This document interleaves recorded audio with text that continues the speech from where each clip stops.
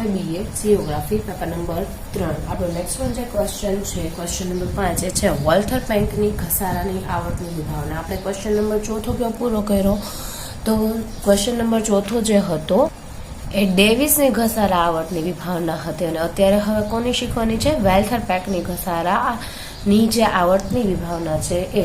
તો સૌથી પહેલા ઇન્ટ્રોડક્શન જોઈએ. ઇન્ટ્રોડક્શનની અંદર તમને એવું કહેવામાં આવ્યું છે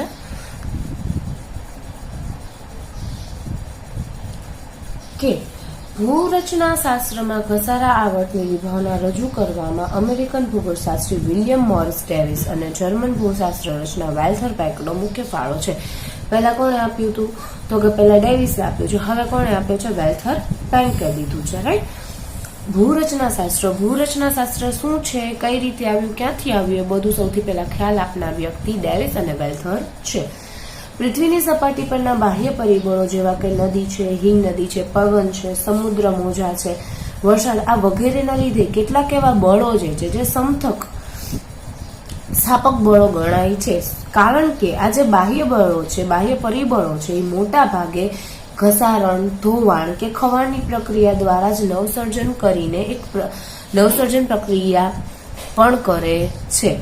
હવે પૃથ્વીની જે સપાટીના બાહ્ય પરિબળો છે, ક્યાં ક્યાં બાહ્ય પરિબળો છે તો જે કે હવા છે, નદી છે, પવન છે, સમુદ્રના મોજા, આની અંદર કેટલાક સ્થાપક બળો છે એ હોય છે. અને આ જે બાહ્ય બળો છે, આ જે બાહ્ય પરિબળો છે એમાં શું હોય છે તો કે મોટા ભાગનું કઈ રીતે અસ્તિત્વમાં આવે છે તો કે ઘસારણ થાય, ધોવાણ થાય, ખવાણ થાય, આના લીધે એક નવી પ્રક્રિયા થાય, નવસર્જન થાય છે અને પરિણામે ભૂમિ સ્વરૂપના પરિવર્તન થાય છે અને તેના કદ આકારમાં અમૂલ પરિવર્તન આવે છે. આવી બધી પ્રોસેસના અંતે તમને ફાઇનલી જમીનનો ટુકડો મળે છે, જમીનનું સ્વરૂપ મળે છે. હવે વોલ્થર જે છે વોલ્થર છે એ વોલ્થર એવું કહે છે કે ભૂમિ ભાગોનો ઉદ્ભવ, વિકાસ અને ઉચકવાનો દર પારસ્પરિક સંબંધોનું પરિણામ છે.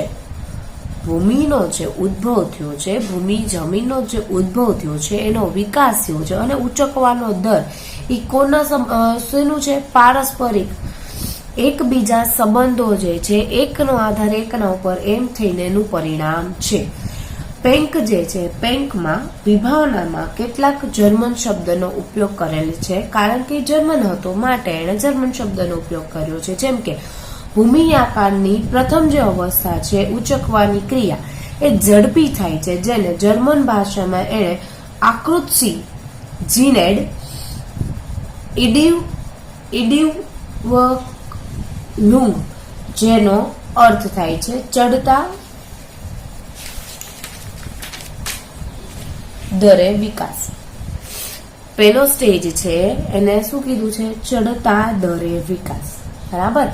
એને જર્મન નો હતો એટલે એને જર્મની નામ દીધા છે, જેના ઉચ્ચાર કરવામાં મને અત્યારે શબ્દના લીધે થોડીક વધારે તકલીફ પડે છે. આવા અનેક જર્મન નામ એને જુદી જુદી 5 ભૂમિ આકારની અવસ્થા આપી છે. જે ડેવિસ હતો એને ભૂમિ આકારને 3 અવસ્થા આપી હતી, જ્યારે એને 5 આપી છે. બરાબર. એમાં સૌથી જે પહેલા નંબરની અવસ્થા છે, ટોટલ કેટલી અવસ્થા છે 5 અવસ્થા છે. એની અંદર પહેલા નંબરની જે અવસ્થા છે પ્રથમ અવસ્થા, એ અવસ્થાને એમને નામ આપ્યું છે ચડતા દરે વિકાસ. જો એ જર્મનનો હતો માટે જર્મનના શબ્દોને હું આપણે જે ટ્રાન્સલેટ કરેલા શબ્દો છે એ શબ્દોનો અહીંયા પ્રયોગ કરું છું. બરાબર. બીજો જે તબક્કો છે એને કીધો છે અધોકાળ. ત્રીજો જે તબક્કો છે એ છે સરખી ગતિએ વિકાસ.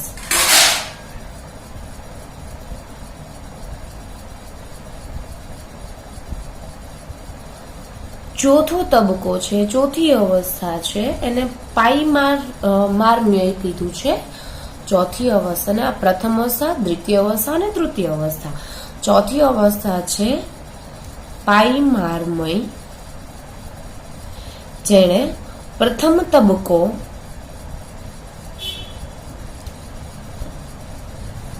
ભૂમિભાર એવું કીધું છે. પ્રથમ તબક્કાનો ભૂમિભાર, પ્રથમ, બીજી અને ત્રીજી 3 અવસ્થા, પછી પાઇમારમય, પાંચમું જે છે ઇન્ડસ્ટ્રીય,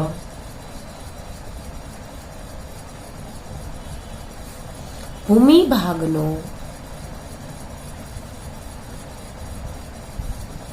અંતિમ તબક્કો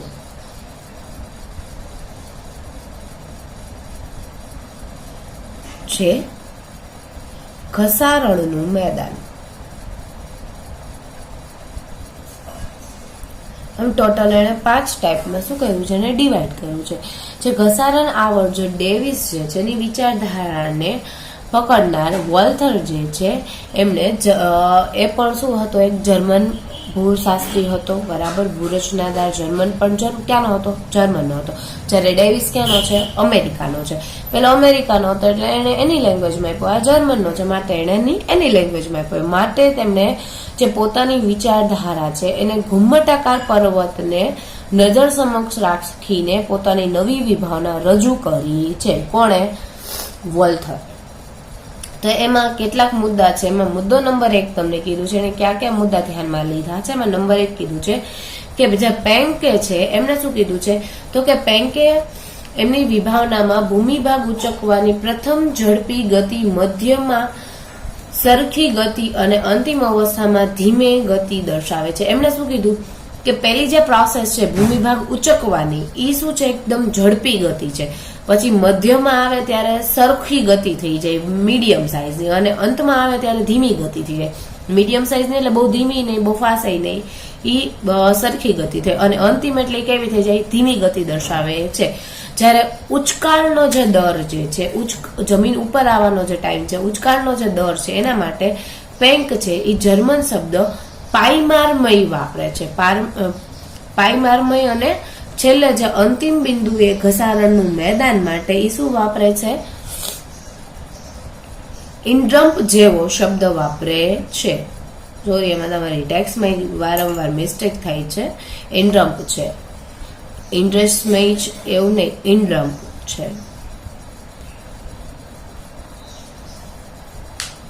પેન્કના મતે આવર્તનો અંત જે ઇન્ડ્રમ્પમાં થઈ ગયા પછી ફરીથી બીજા આવર્તમાં ભૂમિભાગ ઉચકવાની ગતિ ધીમે ધીમે શરૂ થાય છે. એમણે શું કીધું? અહીંયા 5મા નંબરના સ્ટેજે પહોંચ્યા પછી પાછા ધીમા ગતિએ ધીમે ધીમે જમીન છે ઉપર આવવાનું એક વલણ ધરાવે છે. પંકે ડેવિસની વિચારધારાનું 3 ને બદલે 5 અવસ્થા દર્શાવી, જે વધુ પડતી સામાન્યકરણ કરેલ છે, જેથી આ વિભાવનાને લોકો વધારે પ્રકારની માન્યતા આપી છે. કોની માન્યતાને? વોલ્થરની. ડેવિસના ખ્યાલ મુજબ ભૂમિભાગ પૂર્ણ સ્વરૂપે ઉચકાયા બાદ જ ઘસારણની ક્રિયા શરૂ થાય છે. એ બાબત આપણે આગળ જોયું, પણ એ ગળે ઉતરે એવી બાબત નથી.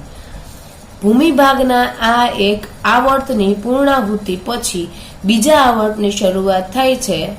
વાત વોલ્થરે પેન્કે સરળ રીતે સમજાવી છે.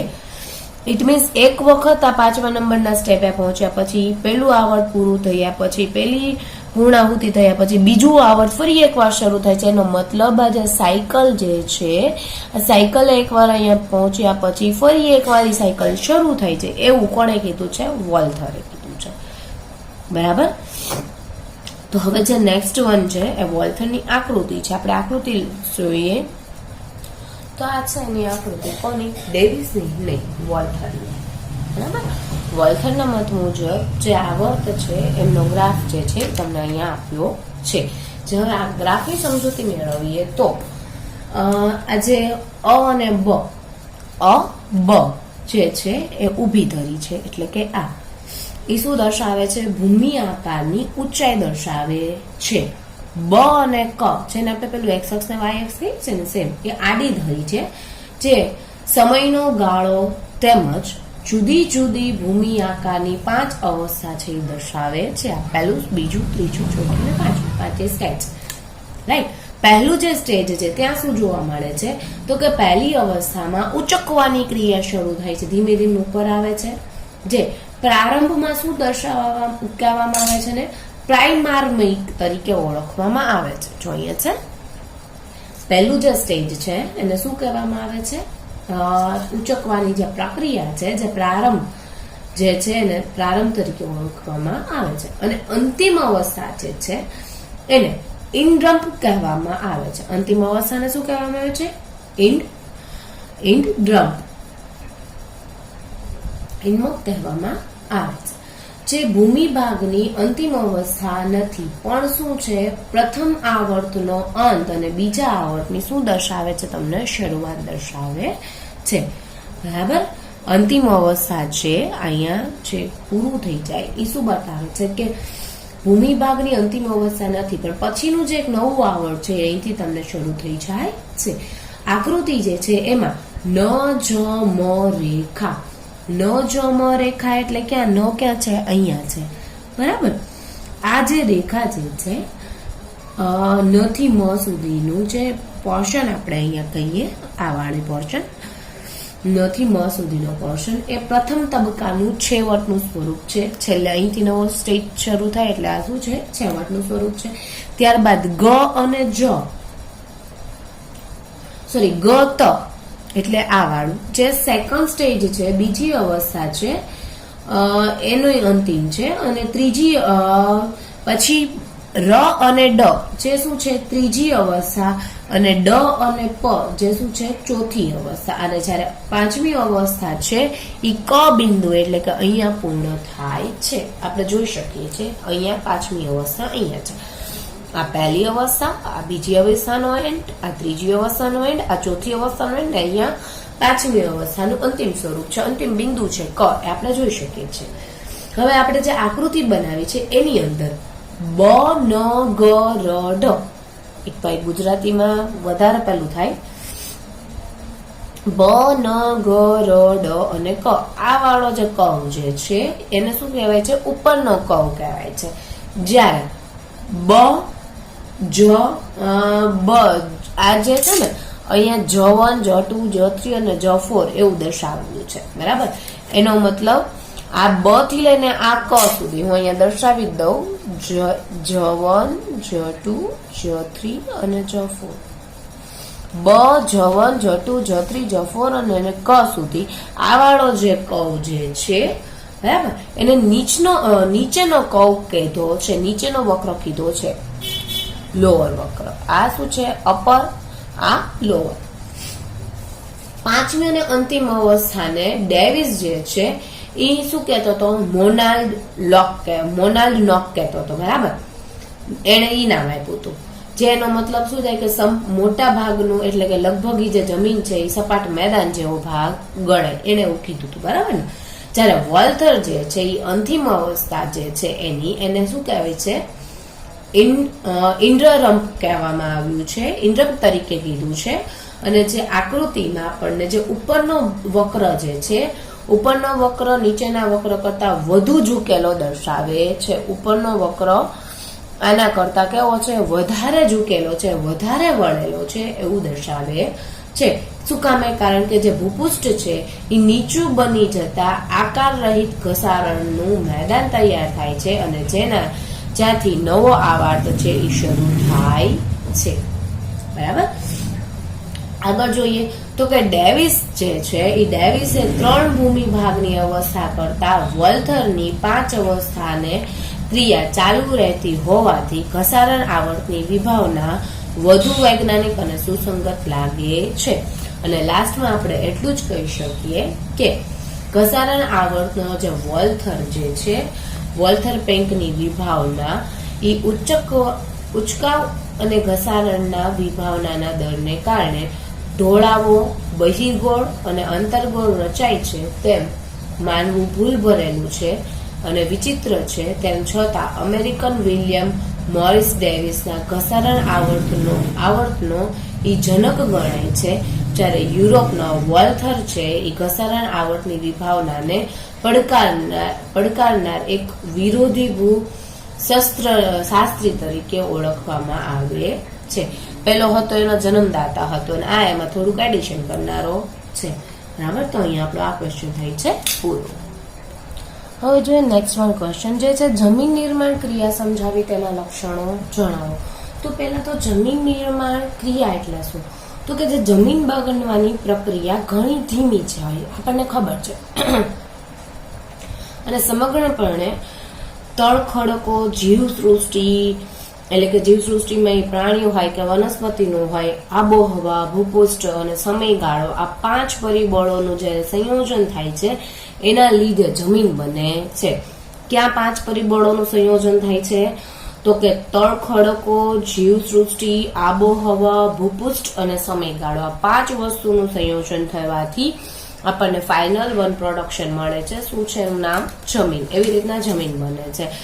જમીન જે છે એ નિર્માણની પ્રક્રિયાને આધારે 2 પાર્ટમાં ડિવાઈડ કરવામાં આવી છે, જેમાં નંબર 1 જે છે સ્વસ્થાનીય અને નંબર 2 છે સ્થળાંતરિત. તો હવે વાત કરીએ આપણે આગળ. ખડકો, ઘસારણ અને વિદારણ પ્રક્રિયાની અસર નીચે આવે ત્યારે તેમાંથી ખડકો બહુ જ છૂટા પડે છે. આપણને ખબર છે કે ઘસારણ થાય, વિદાવરણ થાય ત્યારે ખડકો મોટા ખડકમાંથી નાના ખડક થાય છે, ખડક તૂટી જાય છે, તડકો આવવાથી ખડક તૂટી જાય છે જમીનનું. અને અંતે શું જોવા મળે છે? તો કે એમાંથી જમીનનું પાતળું પડ તૈયાર થાય છે.